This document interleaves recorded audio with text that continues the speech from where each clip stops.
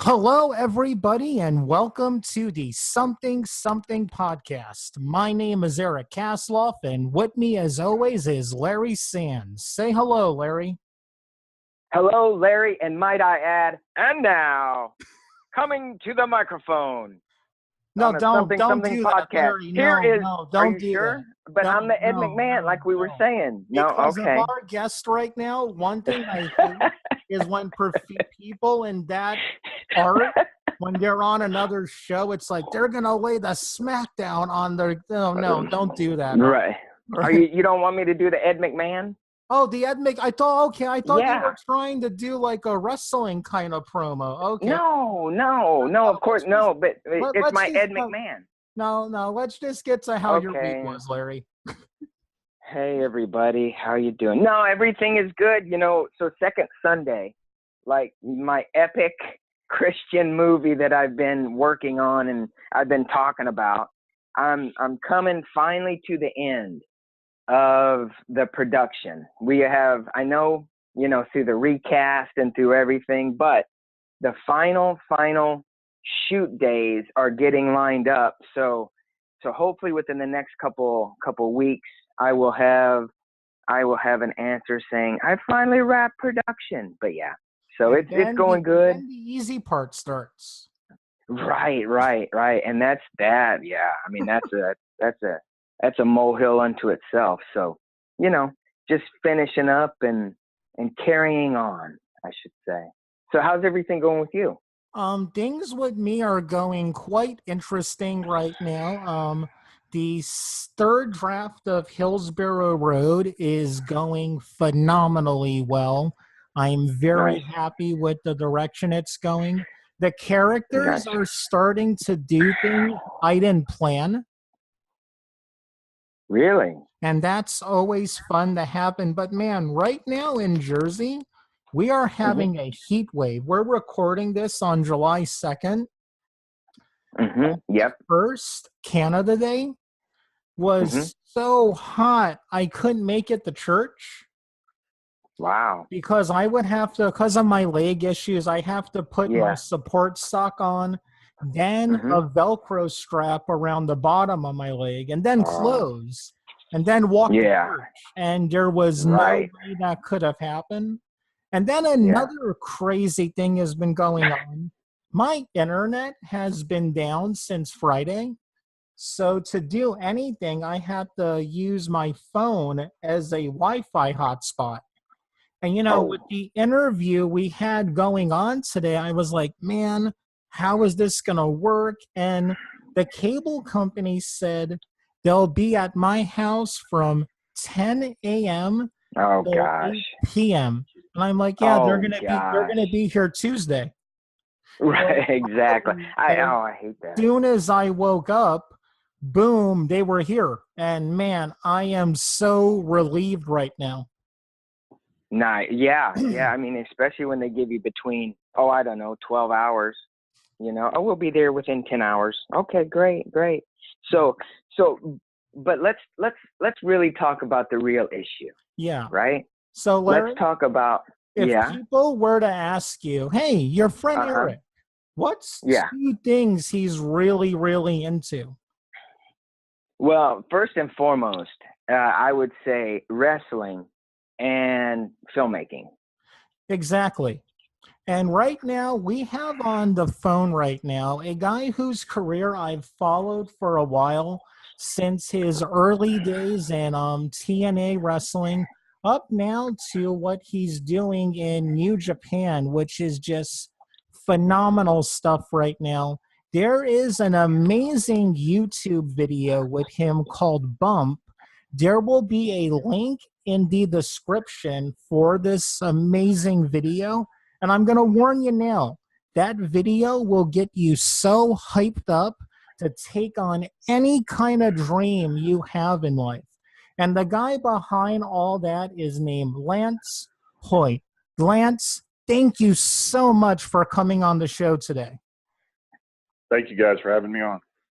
Absolutely. Now, I must say, with that opening, that's an absolutely amazing opening, and I second that about Bump. It's very, very very inspiring. And I must say, Eric, he was so nervous, and he probably still is, but the whole, ever since, I've been talking to you and stuff about having you come on, he has been just so excited. So from the bottom of my heart, and from the bottom of Eric's endless heart, because he's so loving, thank you for coming on. No problem, guys. Okay, so how do we, because, so here's the thing, like, What's up? I'm more like how you got started in the industry, and I know you and Eric, because this is going to be like a wrestling 101. Although I grew up watching wrestling, everything has become so it's grown so much from when I watched it, a while ago. So actually give us a little bit about what you're doing right now and where you are in your career. Okay. Basically, I'm actually coming up this Saturday will be my 18th year anniversary in this business. I've been lucky enough to be a part of some of the bigger and major groups in the business of professional wrestling, like you said, from my TNA days to my short little bitty stint in WWE to what I've been doing since 2011, and that's working with New Japan Pro Wrestling. And that's a company in itself. Like I said, when I started with New Japan in 2011, it was already a big company, big in Japan.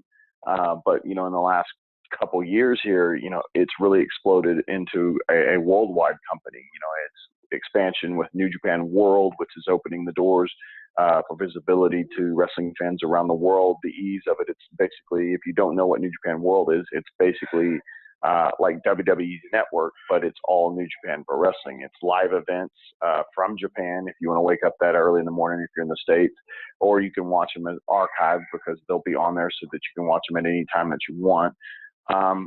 New Japan World is helping opening the door to professional wrestling in a way that it just hasn't been in a long time. I think the internet has changed how professional wrestling is seen, from the independent scene to some of what we call the super indies, which are companies that have really exploded in their popularity and their notoriety.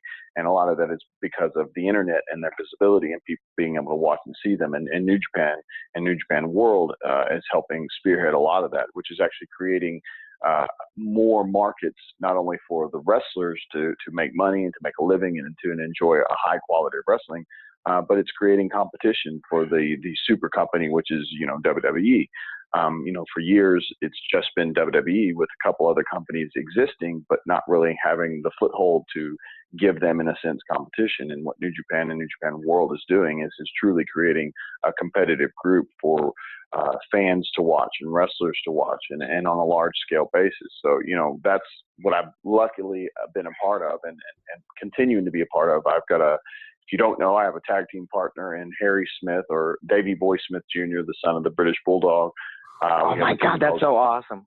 That's so we've cool. got to kill our team is called Killer Elite Squad. We've been together since 2012. We're 3-time New Japan IWGP Tag Team Champions. We're 2-time Pro Wrestling Noah Tag Team Champions. We're 2-time NWA World Tag Team Champions. So we've done a pretty good amount of stuff as a tag team, Killer Elite Squad, KES, out in Japan. And, obviously we're trying to expand that market. We have our own new website called killerelitesquad.com that's helping promote. I'm sorry?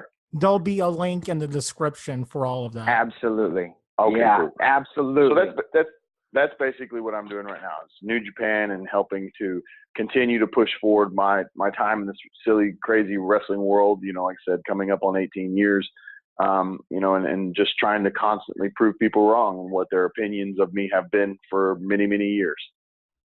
Cool. Now, before we begin, and Eric, I know you're chomping at the bit. Yeah. But it is quite amazing, because just like filmmaking, just like being an author, just really anything, being creative, I think people only see the one side, like with movie, like filmmaking, they see the finished product and they don't really understand what goes into that finished product.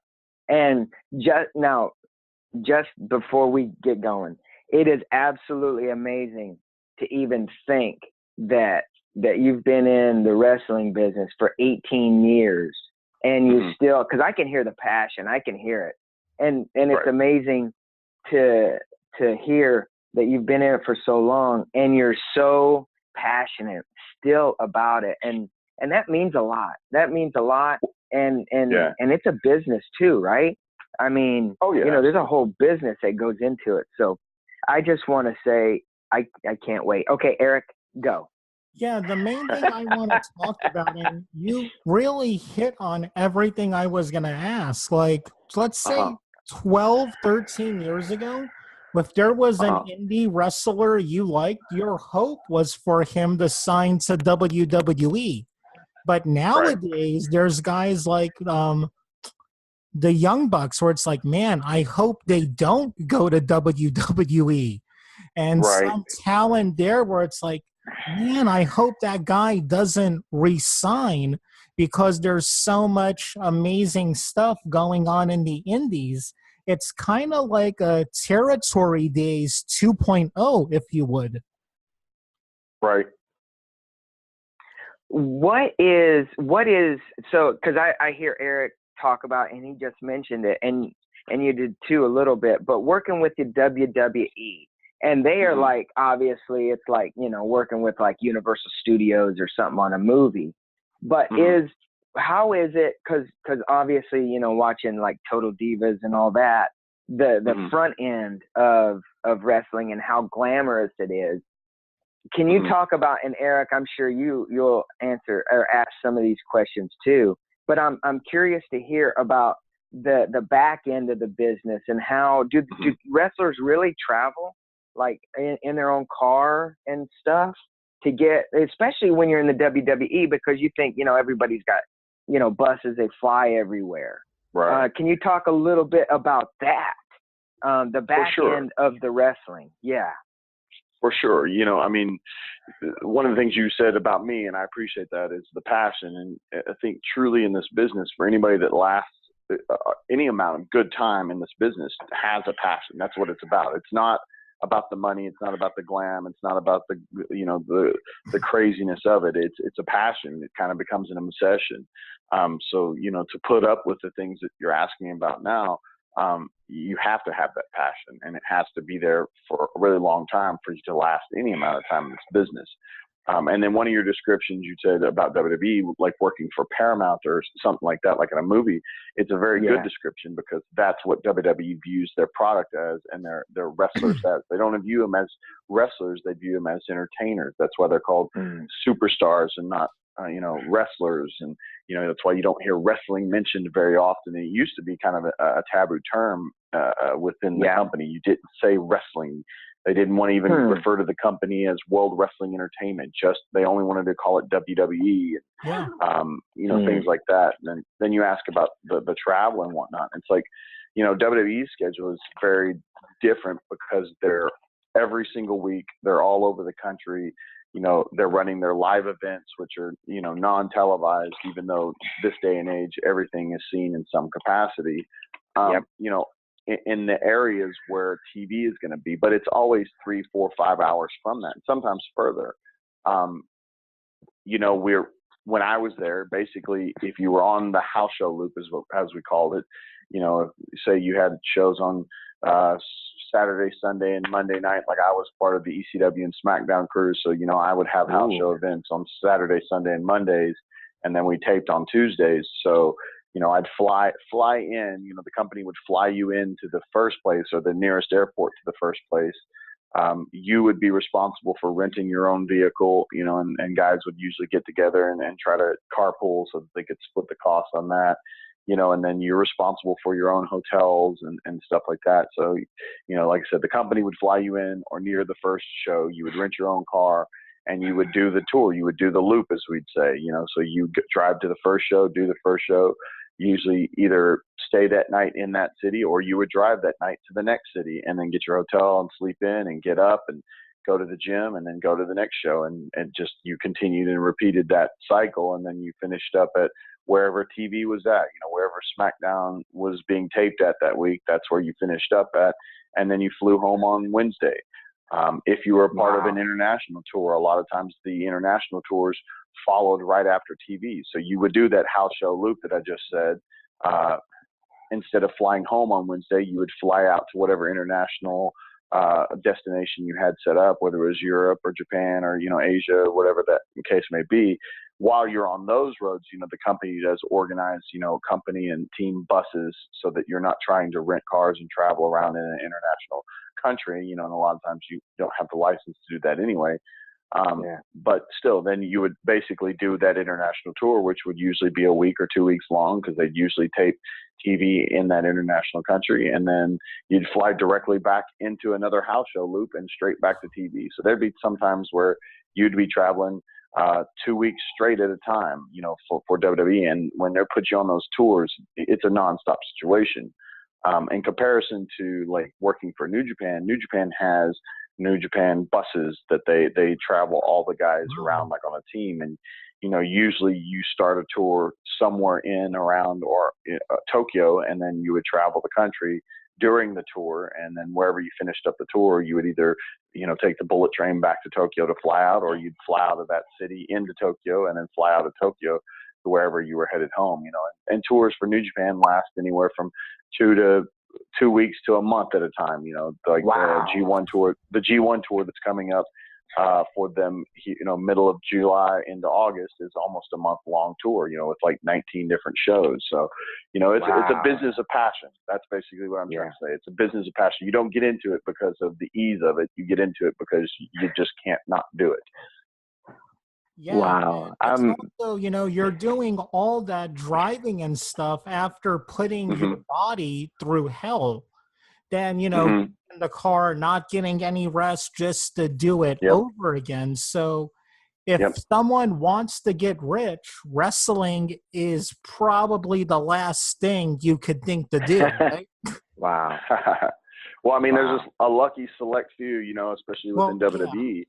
That are making really good money, but a lot of it comes off of not of wrestling. It's more from merchandising and it's more from the outside stuff. Wrestling they make good money at, but getting rich at, like you said, it's not a business necessarily to get rich at. You can make a really good and comfortable living, especially if you're smart with your money, but it's definitely not, if you're looking to make millions and millions and millions of dollars like some of these athletes and some of these actors, well, wrestling's probably not going to do that for you. Yeah. Yeah. And it is. And look, whether people look at it or not, I mean, it is a sport and it is physical. And, you guys, you're in the ring. It sounds like 3, 4 times, 5 times maybe in a given like week and a half. And just the stamina that you guys have to be able to take those hard knocks and come back the next night. And then the next night, I mean, it's absolutely amazing. Because right now, obviously, this is July 2nd, the World Cup is going on. And it's almost like you are in that World Cup match fitness. So what now to break away or not break away, but what is your fitness regimen like on your days off? Because I know you've got to stay kind of fit, but I know you got to be super tired too, right? Yeah, and absolutely. But that's part of this business, and it's part of protecting your body is staying physically fit. So even on days off, it's not a day off. That's the thing.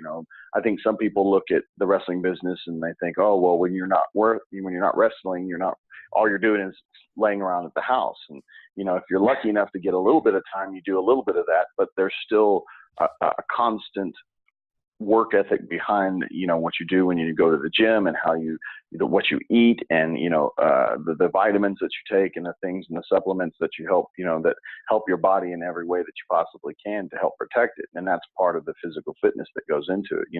Like you said, that crazy hardcore regiment of wrestling exists, but on those days off, it's never really a day off. It's just a day of preparation. It's like, all right, I've got a day off from wrestling, but today I've got to get up, I've got to go to the gym, I've got to eat the right things, I've got to take the right supplements and efforts to help, my body to heal and to be strong and to protect myself, because this coming weekend, I've got 3, 4, 5 shows that I have to be a part of. And even on those days that you're wrestling, you go to the gym.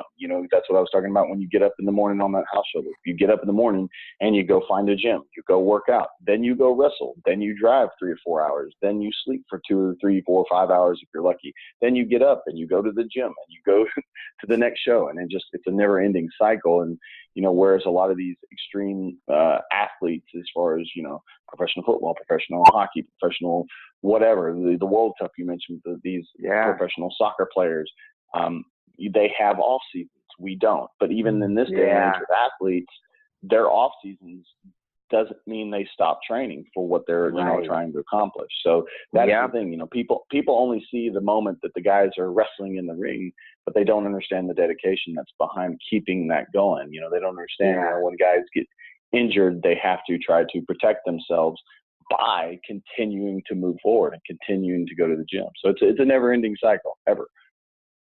So from what everything you're saying, and I always thought this, is that being a professional wrestler is more of a lifestyle than a career, if anything. Absolutely both. It's absolutely both. It's a lifestyle, it's a career, it's a combination of the two that just never ends, and you have to fight tooth and nail for it not to end, because this is very much a, out of sight, out of mind business. As soon as you're out of sight, you're out of mind. People may have remembrances of things you did in the past, but like I said, if you're not out there if you're not out there promoting yourself, if you're not, as far as social media is concerned, and if you're not blasting everything and everyone on social media through every avenue that you have, like I said, you're kind of out of sight, out of mind. You're not a part of this business anymore. So it's a never-ending cycle. It is funny because in terms of, this all makes perfect sense, because in the movie making business, the producer goes and sets everything up, and he gets all the team assembled, the grip department, the lighting, and he goes, okay, guys, go out and get your crew together. But you and wrestlers really in the business sound like you are your own producer, director, lighting guy. You're your own fitness, nutrition coach. So you are doing 3 or 4 jobs before you actually get into your job, into the ring. And that is absolutely undeniably amazing to me, to keep it all together. Kudos to you. It's hard. I can imagine. Oh my God. Making a movie is hard, but being a wrestler, and see, that's the thing about all this creative stuff. Again, I go back, and people only see one thing and they go, man, I want to do that.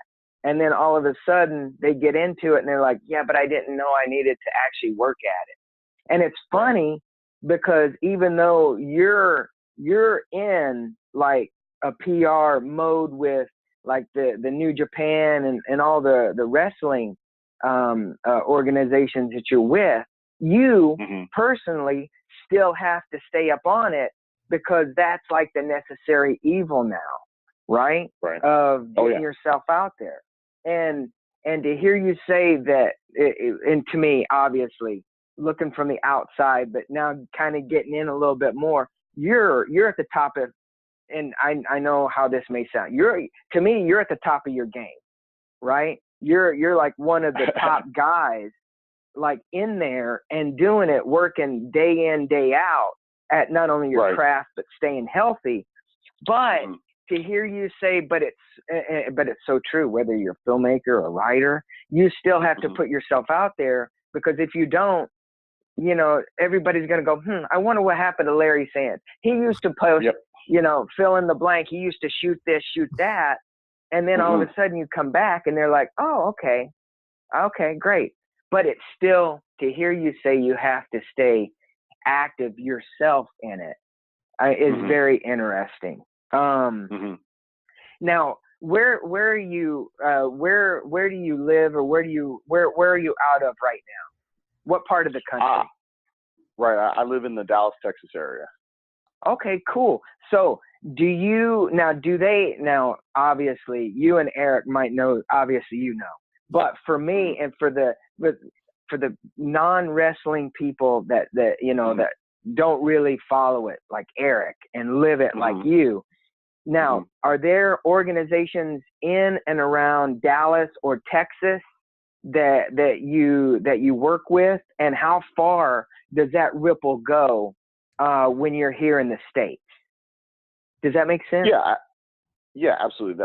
There are independent organizations all over the country. There are local markets here, there, and everywhere. I mean, in the Dallas area, I think there's probably 4 different companies that run, at any given time in different areas. There's a company called MPX. It's a smaller place, but they run a weekly show out in the Bedford, Texas area. Like I said, and Bedford is in the Dallas-Fort Worth, Texas area. There's DFW All Pro. There's IWR that runs out here. There's DCW that runs out here. There's several companies that run in the Dallas area. I just this last weekend was in College Station, Texas, working for a company called Lions Pride Sports. This coming Friday, I'll be in San Antonio, Texas, at a place called River City Wrestling, RCW. I'll actually be wrestling Nick Aldis for the NWA World Heavyweight Championship. There's companies all over the place that in Texas, but the funny part about Texas is nothing is close. I mean, if you're in the Dallas area, everything can be 30 or 40 minutes away, but the College Station was about 3 hours from my home. San Antonio's 4.5 hours, depending on the traffic. There's nothing is very close in Texas. You can go to some of these states and some of these countries, and if you drive 4 hours away, you're on the other side of the country, or you're on the other, you're 2 states away if you drive 4 or 5 hours away. In Texas, you drive 4 hours and you're only a few cities away because it's that big. It's an interesting business to say the least, and Texas provides a lot of good independent wrestling. Okay, so first off, I can't believe I didn't do this yet. I just want to talk about how great your in-ring work is and your mic work. I mean, back in the day, guys your height wouldn't be going off the top rope and doing some of the moves you do. And it always blows my mind seeing that stuff from you. The next question I have is, with your mic work and stuff like that, what do you enjoy more, coming in as a good guy or playing a heel? I'm a very good bad guy. I think my time in Japan has allowed me to figure myself out and figure out the character I need to portray. I mean, I do a good job of making babies cry in Japan, which is a lot of fun for me I've heard about and the fans. And the fans that are watching it, even the father of one of the children that I was scaring seemed to be enjoying the whole situation. So, it's fun doing that. And this day and age of, a lot of wrestlers just wrestle to get that pop and that reaction and that love and that adoration. And, there's few of us that are out there really trying to make people hate us for that moment, and I'm one of those guys. I think I enjoy people actually really booing me. I'm not out there to do, like you said, the big moves and the flips and the moonsaults and stuff that I can do. I only do them at very specific times and very specific moments and try to make it special. But I really revolve around the character that I try to portray. And like I said, I like making people mad. I like making people boo me. I like making babies cry. I like spitting water at people. I like and enjoy being an extremely good bad guy. And here's the thing, I've always wanted to get a wrestler's thing on this. When you hear fans cheering you when you're cutting a heel promo, is that like, no, you're not getting it. You're supposed to be booing me right now. Does it throw you off at all or upset you when that happens? No, not necessarily. I mean, It's just one of those things that if they do really cheer what I'm saying, a lot of times that just means my message is coming through powerful enough that they're enjoying it. But I also try to flip it on them. If they cheer something I say that's meant to be more of a bad guy type of thing, then I try to do or say something that really flips it on them, and makes them regret cheering for what I just said and hopefully changes their attitude and they start booing me. But ultimately that still means they're enjoying it, especially if I can flip it on them from them cheering something I just said to booing me because I, told them they're idiots or, whatever you want to say. in whatever capacity that promo is coming across, then I think they enjoy that fact that I basically tricked them into cheering for me, and now they're going to boo me for making them do it. So that makes it a lot of fun. Now, I've heard that working in Japan is different than working in the States because a lot of time the culture there is so respectful. So is it hard to get booed there when you're working a heel? Yes and no. Yes, because like you said, there's a high respect in the culture. There's a high respect from the wrestling fans, you know, when they're watching wrestling. That's one of the biggest questions I'm asked all the time. What's the difference between working in the States and Japan? And it's the respect level coming from the fans. You know, I always say working in the States is like working in a beehive. There's a constant buzz. There's constant noise. You know, people are constantly saying or doing stuff and whatnot. Whereas in Japan, a lot of times they'll quiet down because they're very intently watching what is happening in the ring, and then they react accordingly, showing that respect. So yeah, sometimes getting those boos, I think, is harder in Japan. But I think when you do get booed in Japan, it's such a cooler reaction because you know that you did something kind of really special to get that kind of reaction. And when I make those babies cry, that usually gets a nice big boo from the audience, which is always fun for me because that's hard to do in Japan, is to really make them hate you and boo you and, you know, not be happy for what you're doing at that moment. That is awesome. So can you tell us a little bit about, for people, you know, who only follow the big companies, because to me as a fan, New Japan is the hottest thing right now, man. I mean, what Bullet Club's doing, Chaos. I can't pronounce your faction's name right, and I'm sorry. Chaos sucks. Chaos sucks. I want to get on your good side. I really want to get on your good side. Suzuki-gun is what you're trying to say. Yeah, that's it. So explain for people who don't know what's going on now, because it's really similar to me to what was going on during the Monday Night Wars in America. Right. And you said the bigger companies, and the funny thing about you saying that is in the world of professional wrestling, retrospectively, New Japan is the second largest company in the world. Completely.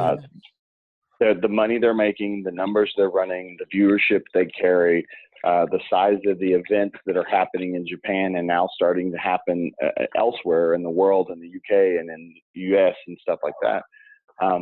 It is the second largest company in the world. We're right behind WWE in that aspect and growing. You know, and you've got things like the Bullet Club and, you know, the guys that are involved in that and how it's kind of become a worldwide phenomenon. Suzuki-gun, who I believe is the only true heel group in all of New Japan Pro Wrestling. We're guys that are not there to get cheered. We are there to make you really not like us. And, you know, from Minoru Suzuki himself to myself and Smith as KES, you know, to Zack Sabre Jr. and Tai Chi, Taka Michinoko, Desperado, Iizuka, you know, the former Shelton Benjamin, who was a part of Suzuki-gun until he went back to WWE. You know, we were a group that was not there to be liked. We were a group that was there to be hated and loathed. And, you know, we're, like I said, one of the true and only heel groups that's a part of New Japan Pro Wrestling, in my opinion. Yeah, and that promo video they have of you guys, you all just look super awesome. You look like a scene out of Goodfellas. Yeah, we're I guess you could say we're kind of like a Yakuza group, which is a Japanese mafia in professional wrestling over there. Yeah, totally. And man, there's so much stuff I want to ask in the time that we have. I'm going to let Larry ask some questions so I could, you know, just get my mind straight. Well, okay. the one thing that really jumps out at me is going back to when you first got into wrestling. And obviously you grew up with it and you knew what it was about, but can you talk a little bit about the first time that you were a heel, and then what you felt and the reaction you got? Can you just talk a little bit about that? Does that make any sense? Sure. I mean, yeah, I got you, man. And it's just hard because I've been, again, part of the business for about 18 years. So working on both sides of that coin, you know, from being the good guy that everybody loves to being the bad guy that everybody hates. You know, if you know that that's your job, and you know that that's the reaction you're trying to get, and you know that you are supposed to go out there and make people just absolutely hate everything you're doing at that moment, when you do get that reaction, it's just as fulfilling as being that good guy when everybody, you know, loses their mind and explodes with excitement and stuff like that. When you can really make those people just change their tune, just be mad, and in unison, you know, you get a big boo from an entire audience. That's just as fulfilling as anything else in this business. And you know you're doing something right when you get that. So the first time getting that was so many years ago. And it's just been a build off of that, of trying to understand what did get those kind of reactions and what didn't get those kind of reactions, and what audience you're working in front of, because the things that get you booed in the US are not exactly the same that get you booed in Japan, and vice versa, and the UK and Mexico, and so on and so forth. You know, everywhere you work is a little bit different of a market. Heck, from working in Texas to working in the East Coast or the West Coast, very different reactions from people and how they see the business and how they react to the business. So, you know, learning that craft and learning how to be that bad guy in whatever market that you're working in, I think that's the true art form. And it's a lot of fun when you do get that reaction. So the first time was so many years ago, but each and every time that I've gotten that reaction, every market that I've been a part of, is very fulfilling. Nice. And is it a big, giant learning curve when you first went into the New Japan organization? Like what you said, did you know going in, how did they give you any information of like, okay, this is how the crowd is going to be, this is how the audience reacts? So what Go ahead. No, they didn't say, well, you know, you're in Japan and this is how they're going to be. No, I'd worked in Japan a few times before, from like 2007 to 2009 with some independent organizations. I worked one tour with All Japan Pro Wrestling, so I had a little bit of an understanding of how the Japanese audiences, you know, reacted and whatnot. But going into New Japan was a very different element, because it's a much bigger company and on a rise. And it was just a trial and error. You know, the one thing that I got from the company as I came in was, each time I went out there, they were like, yeah, that's very good, but we want more, we want bigger, we want stronger, we want more monster, is what I was told many times. More monster, more scary. And I was like, all right, I'll just keep messing with it and figuring out what is more scary, what's more monster. And that's what's helped me learn the most while I've been in Japan. You know, it's just like, and obviously there's like a big difference between Eric and I, because I'm more concentrated, you know, on, oh, wow, what did it feel like? But it's like in acting, you know, you build a character and you find your niche, or you find your thing, and you just build on who people perceive you and what kind of movie. It's kind of like, you know, like The Rock, obviously in movies, and he found himself, you know, so you just kind of build on that. And that has got to be like the most rewarding thing as a wrestler, to come off of your battle, your match, and you have the boos, you have the cheers, and then you have, you know, the back end, everybody going, man, that was absolutely amazing, you worked so hard. And I know, just from talking to you, you don't even have to explain like how you feel coming off of a giant match. So, I mean, it's absolutely amazing, because, you know, again, there's so many different facets to what you do and who you are. And I just find it fascinating, you know, like the behind the scenes stuff, and how you came into it, and how did you get into wrestling the very first time? First. Right. I was a fan of the business, obviously. I mean, everybody that gets into the business, you know, they use the word mark all the time, but I was a mark for the business. I was a fan of the business. But I was playing football in college. That ended. I was working in a nightclub in Austin, Texas, and the owner of the club said, hey, I know you're a wrestling fan. There's a guy that, you know, I know that comes to the club and whatnot, but he has opened up his own wrestling school. Would you like to meet him and possibly get into that? And I was like, oh, absolutely. I went out for what they deemed a tryout, kind of a come in here to, bump around and figure out if you can do this or not. And I did, and it hurt worse than anything I'd ever done, playing football and every other sport I'd ever done. I actually was trying to not go to wrestling school by telling the promoter, I was like, oh, well, I can't afford it because I'm a poor college kid. And then he said, well, how much can you pay per month? And I said, well, and I threw him a pretty low number. And he didn't balk at it. He said, okay, that works for me. Come on. And I was like, crap. I'm kind of backed myself into a corner. So I was either going to have to just, punk out of it and say, oh, I can't do it. Or, now that he offered me a financially affordable way to get into the wrestling school and the business. So I did, and the rest is history. And luckily I did go back and stuck with it. Wow. So, wow. And also Eric, he pointed out to me that you are our only guest that have two Wikipedias, two different Wikipedias.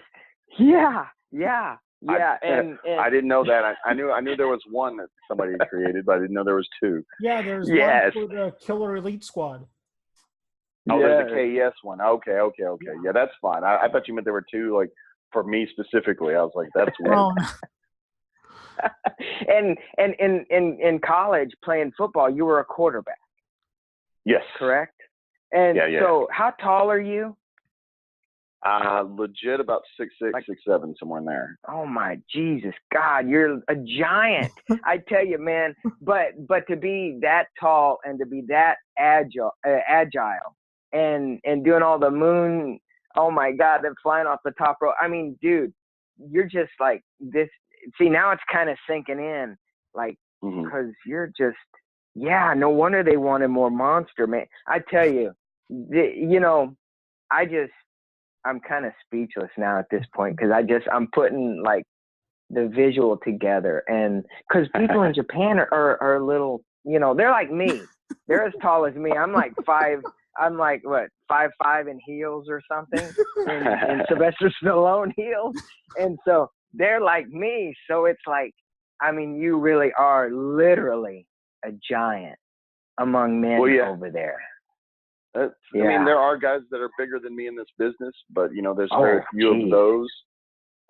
There's a misconception. I think I like the hashtag real heavyweights these days, because it seems like a lot of guys who are not true heavyweights are into the heavyweight division because the lines have been blurred as far as weight divisions, and that's fine because the business has changed. I'm not ignorant to the fact that the business has completely changed in the last few years.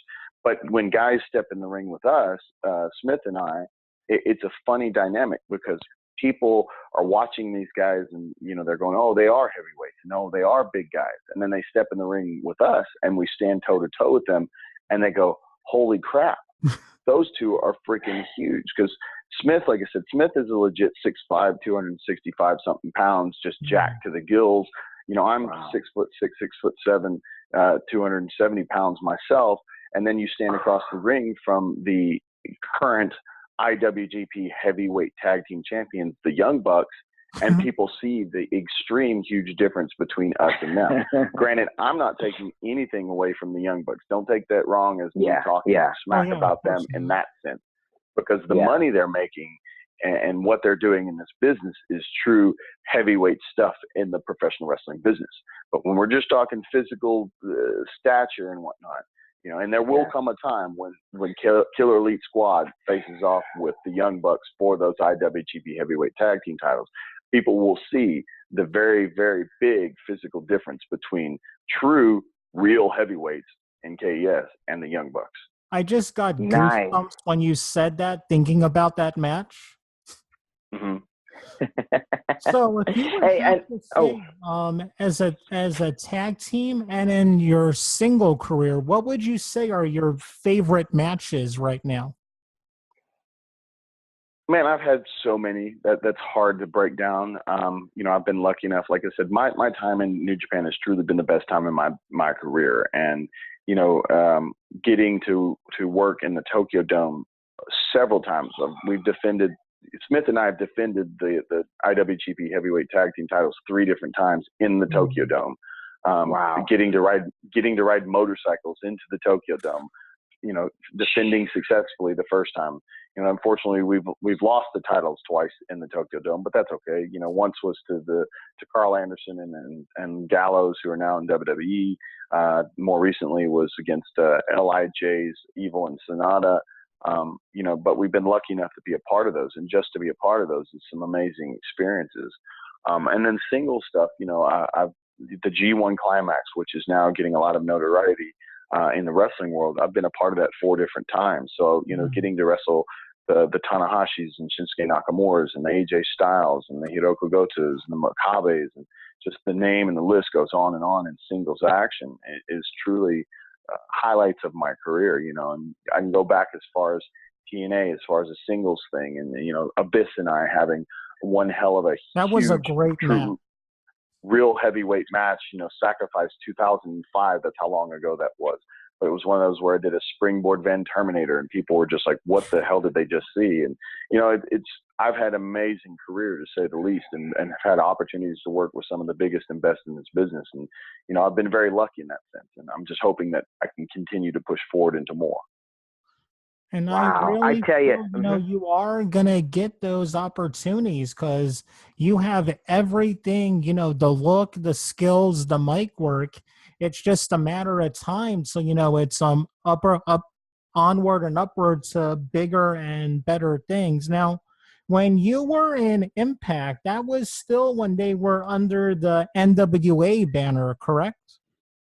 When it started, yeah. I mean, Yeah. I was there when we transitioned out of that as well. So. Okay, yeah. And who was the booker back then? Was it Jerry and Jeff Jarrett, or was it Dusty? No, when I first got there, it was Jeff and Jerry and Dutch, and then Dusty kind of took over the reins, and there was a time when Scott D'Amore was in charge, and like I said, Dutch and Jeff and guys like that at different times were always involved and whatnot. So I was there, when Vince Russo was booking things and really, bro? stuff like that. So I've been there and a part of all those different times when the different bookers were kind of controlling things. And I'm Wow. really enjoying what's going on in Impact right now. It seems like they're doing so much open stuff now with other promotions, like with Lucha Underground, and I think it's Noah they're working a lot with, right? I think they are working with Noah. They're working with Lucha Underground. Austin Aries just appeared on Ring of Honor's Best in the World pay-per-view the other night. I think it's kind of how the business works. I mean, heck, you look at WWE, and especially the NXT stuff and what they do on the network. A lot of that is mixed promotional stuff. WWE is specifically working with a lot of UK companies right now, with guys, Hideo Itami, a.k.a. Kenta, who is from Pro Wrestling Noah, is going to wrestle a match, I think on September 1st or something like that in Japan. He's wrestling Marufuji, and so there's an interpromotional thing that's happening right now. I think it's just the way of the business because, like we talked about earlier, the explosion of the wrestling business as a whole, from the independent level on up into some of the major companies, has gotten so big, it's undeniable. And now all the companies are starting to expand their vision of the business, and instead of just being, kind of localized into their own talent, you're seeing things open up. It's a very small door, but you just saw the New Day versus the Elite in it was just a video game challenge, but it was still a cross promotional situation between WWE and New Japan. Carl Anderson and Gallows and TJ Wilson, Tyson Kidd, were just in Japan, and they were working out at the New Japan Dojo. I mean, those are things that, a few years ago you would have never seen, and now they're starting to happen. So it's a new day in the age of professional wrestling, which is kind of cool especially for the fan. Yeah, and I'm right there eating a lot of it up, and I'm just so at a loss for words right now. I want to make sure I'm coming off cool. Is my problem. You're doing fine. Well, You're doing fine. Did you ever watch Saturday Night Live when Chris Farley would have the Chris Farley show and he would keep asking the guests really silly questions? That's who I am right now. Yeah, but your questions have been relevant to the business, and I appreciate that. Oh, thank you so much.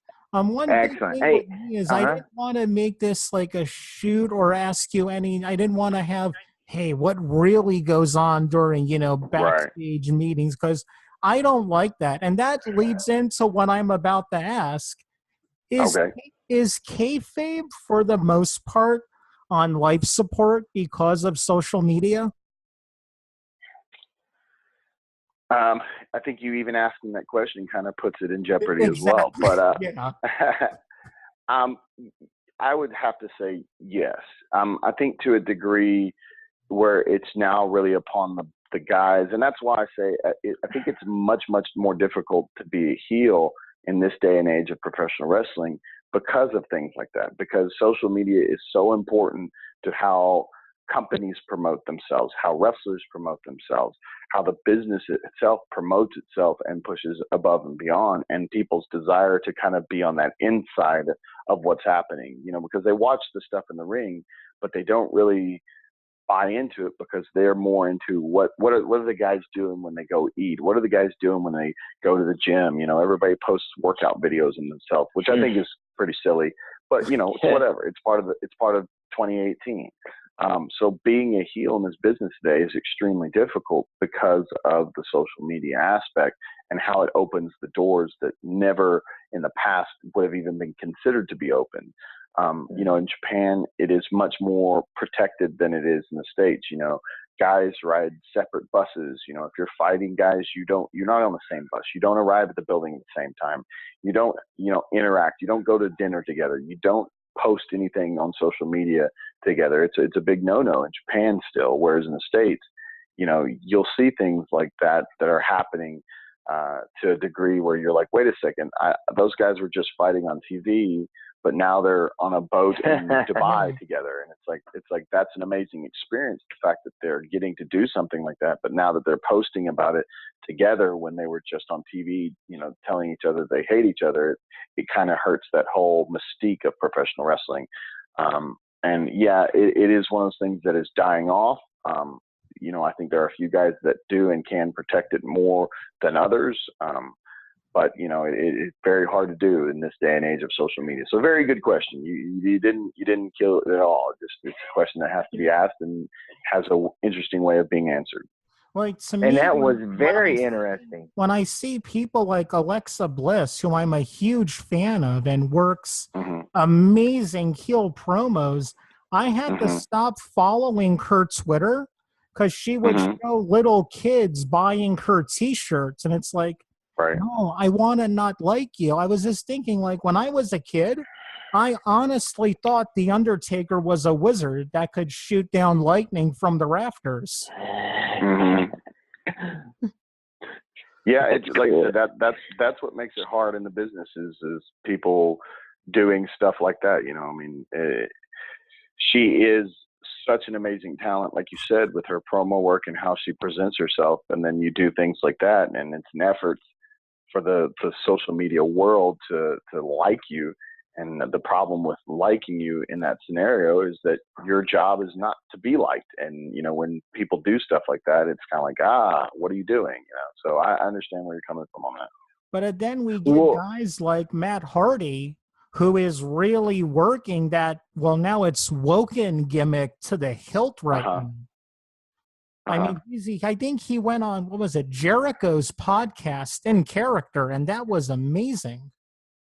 But that's part of the reason that character even got popular in the first place. When he started it during his TNA days, it wasn't because he would go in and out of the situation. It was because everything he produced on his social media and, what they did on TV and how he presented himself. And I'm sure how he handled himself around the actual fan base, is what ultimately got that character over with the fans, because it's one of those characters that I think initially when people saw it, and especially knowing Matt Hardy, they probably looked at it and went, what the heck is going on? This will never work. This is not cool. It's just silly and goofy, and I don't like this.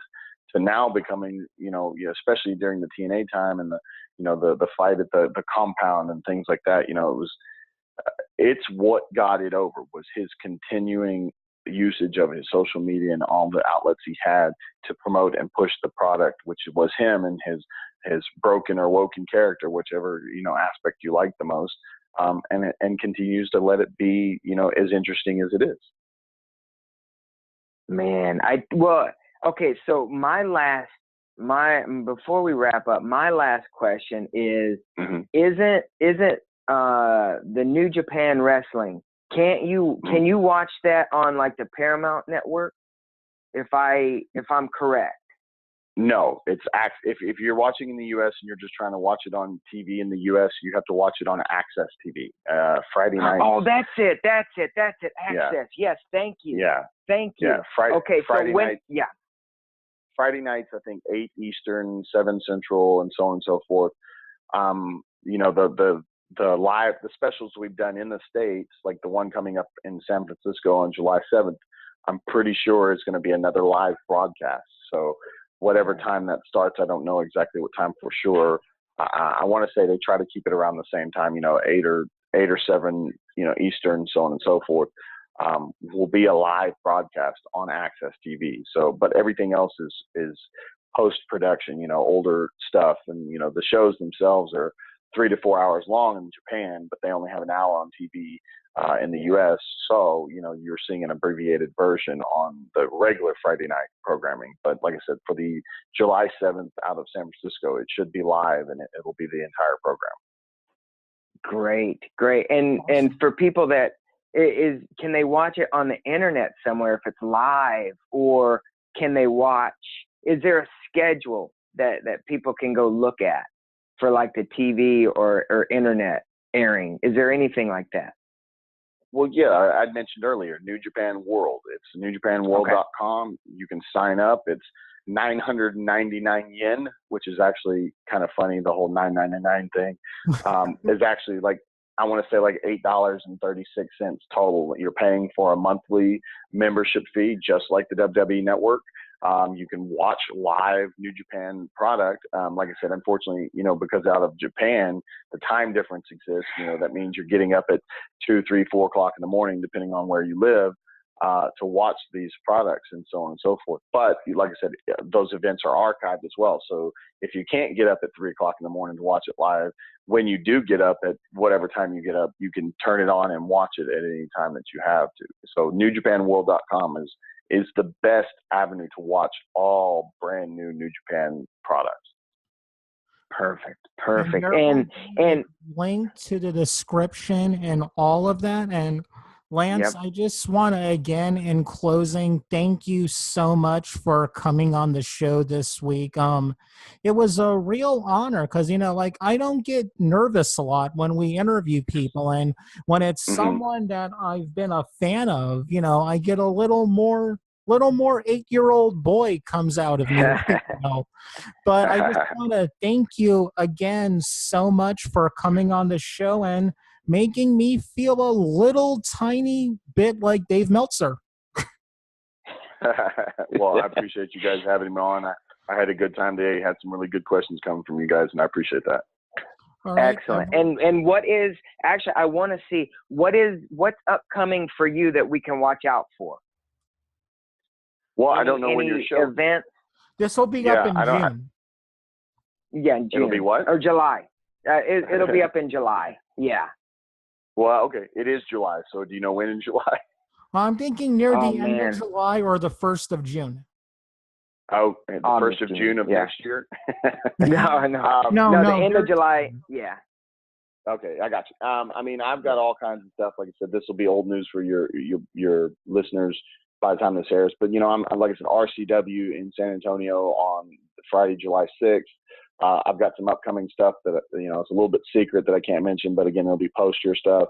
I've got shows all over Texas from IWR to DCW. I'm going out to Minneapolis for a couple different shows. Obviously be going back to New Japan in September, all kinds of cool stuff. And then I'd like the listeners to go and check out KillerEliteSquad.com for all the current merchandise of KES and information, fan club, all that fun stuff. Excellent. And what's your Instagram and Twitter? And then all of it will be on the links, but I just want you to give a shout out to it. Okay. Yeah. If they want to follow me on Twitter, it's @Lance Hoyt. Instagram is Lance_Hoyt. And then Facebook is Lance Hoyt as well. All my stuff is public and open. You can send me direct messages as long as you don't say anything silly. I'll probably answer you back. Excellent. Awesome. And again, all of that Perfect. will be in the description. And everyone who is listening to this, have a happy and safe week or weekend. Thank you again, Lance, and everyone have a great day.